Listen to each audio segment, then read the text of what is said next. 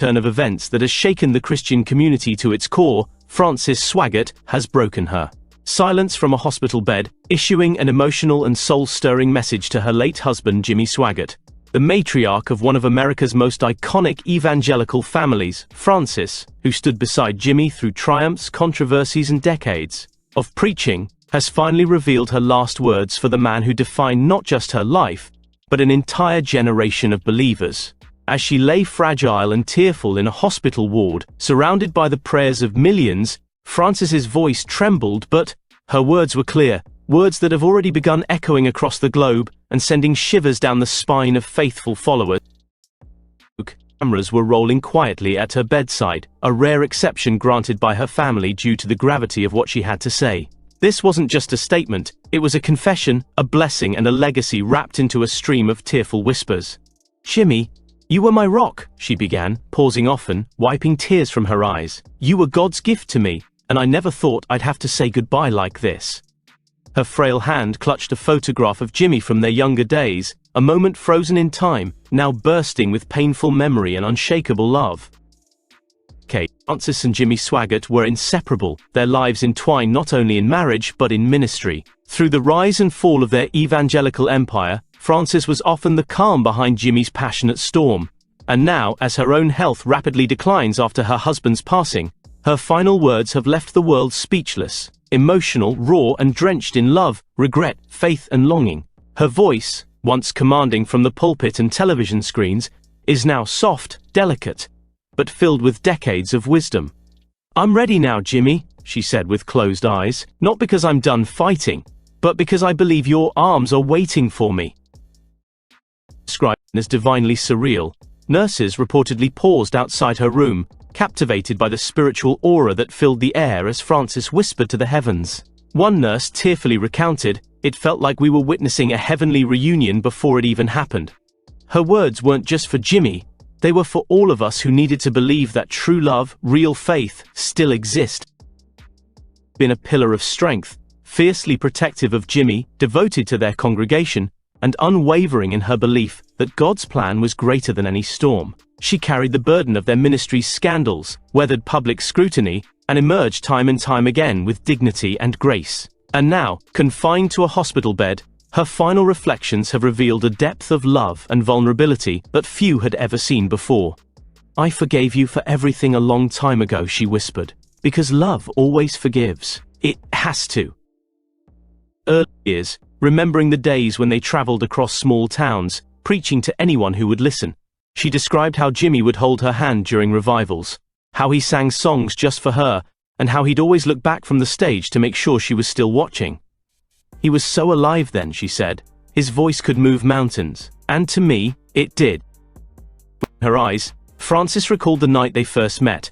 She called it the night the Lord brought my soulmate to me.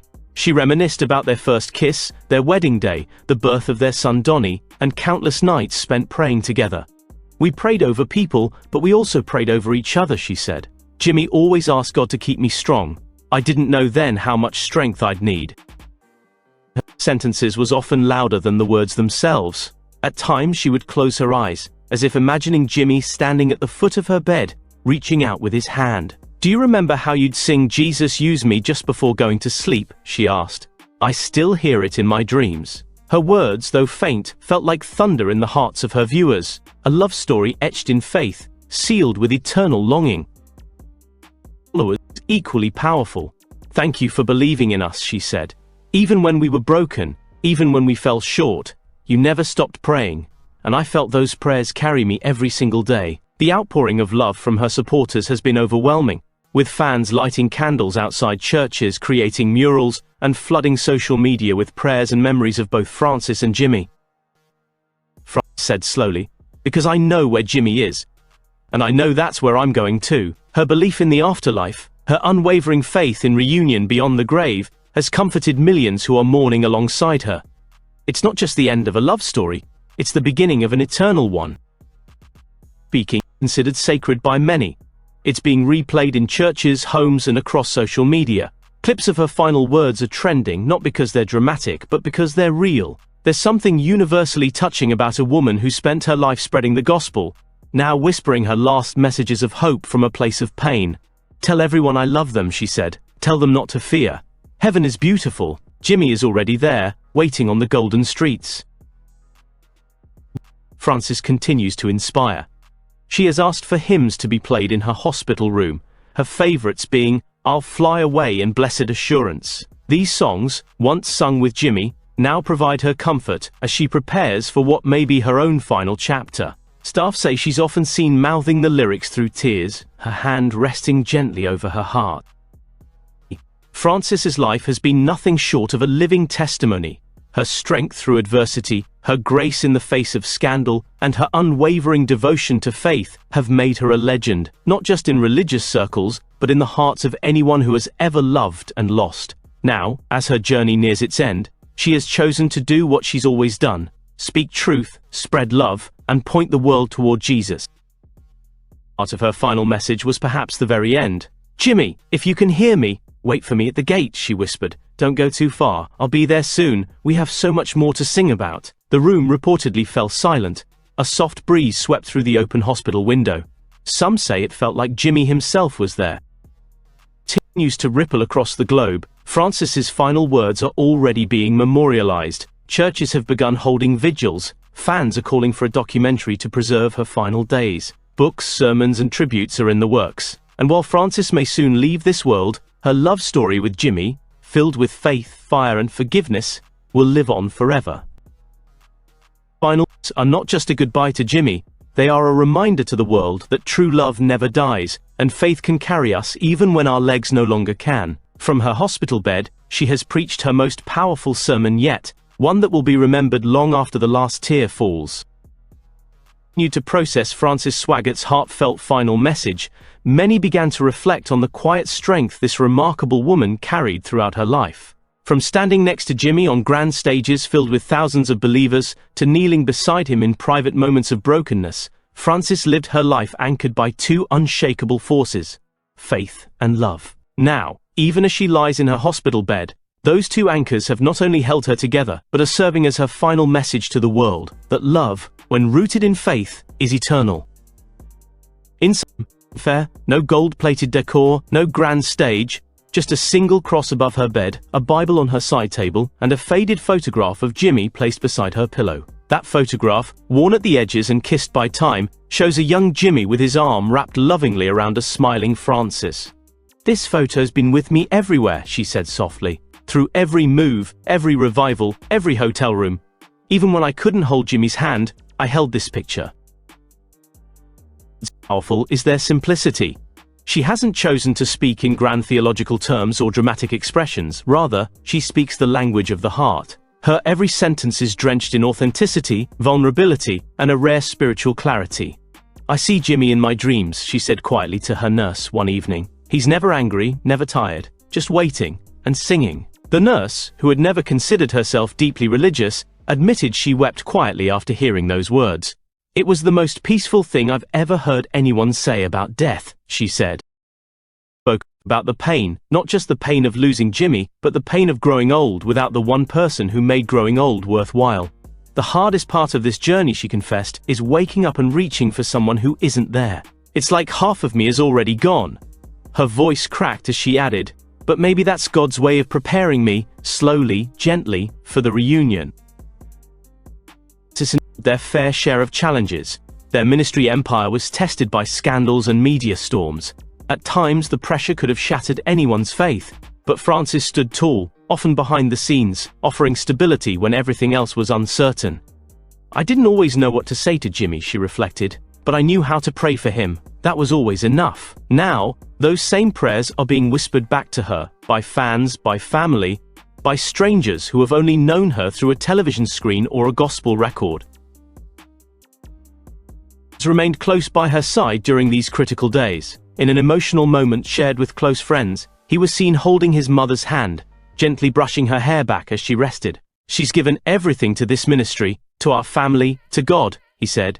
"Now it's time for us to give her back to God." Donnie has reportedly delayed all speaking engagements to be present for every moment of his mother's final chapter, a testament to the strong familial bond that Jimmy and Frances nurtured over decades.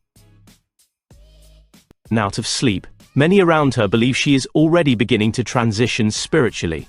Not just physically preparing for death, but emotionally ascending toward what she always believed was the ultimate reward, heaven. "I can hear Jimmy's piano," she mumbled in one moment of semi-consciousness. "He's practicing. He said he wants to sing me home." Those around her were speechless. Could it be just a hallucination, or something more divine? Center Rouge, the mood is somber yet reflective. Church members have gathered in circles, holding hands and lifting up Frances in prayer. Her hospital bed may be miles away, but her presence is felt deeply among those who watched her speak on stage, lead women's conferences, and pour her heart into the ministry that bore both her and Jimmy's names. One elderly woman wept as she lit a candle outside the church. "I met her once," she said. "She told me God loved me when I didn't believe it. That woman saved me. She saved so many." Media continue to flood timelines. Hashtags like #PrayForFrancis and #Swaggart trend worldwide, as believers, celebrities and preachers post clips of Frances's final words with tearful reactions. "She gave us her heart," one user wrote. "Now she's giving her soul to heaven. What a woman of God." Many are calling for her message to be played in churches around the globe, not as a farewell, but as a spiritual charge to continue the work she and Jimmy started.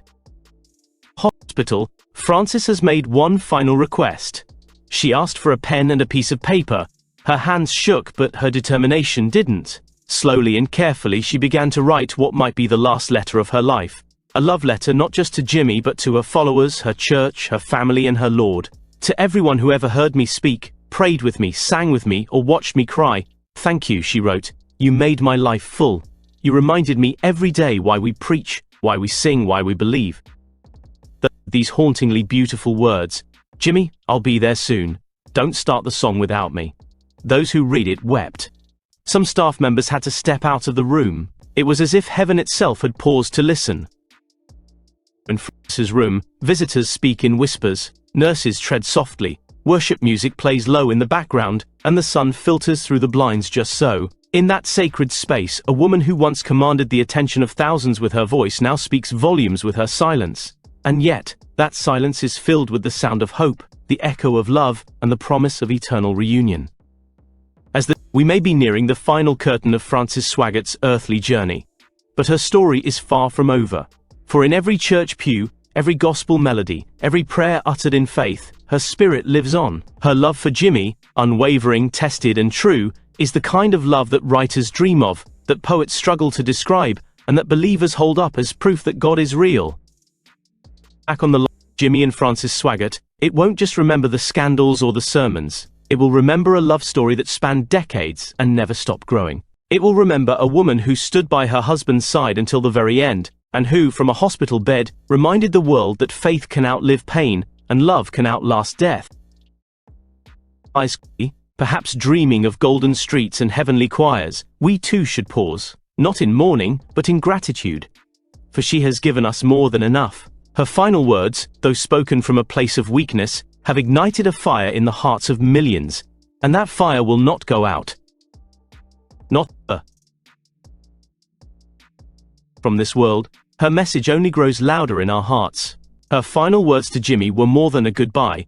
They were a reminder of what it means to love fiercely, believe fearlessly, and live faithfully. In her last moments, she gave us one more testimony, one more sermon, one more reason to believe that love not just in memory, but in action. Let us pray harder, love deeper, and hold our families closer. Frances and Jimmy Swaggart's love story has ended on earth, but its echo will ring through heaven and into every soul touched by their ministry. Tell Jimmy we heard you. Don't forget to like, share, and comment your prayers below. Subscribe to stay updated on more heartfelt tributes and powerful stories. Until next time, keep the faith alive.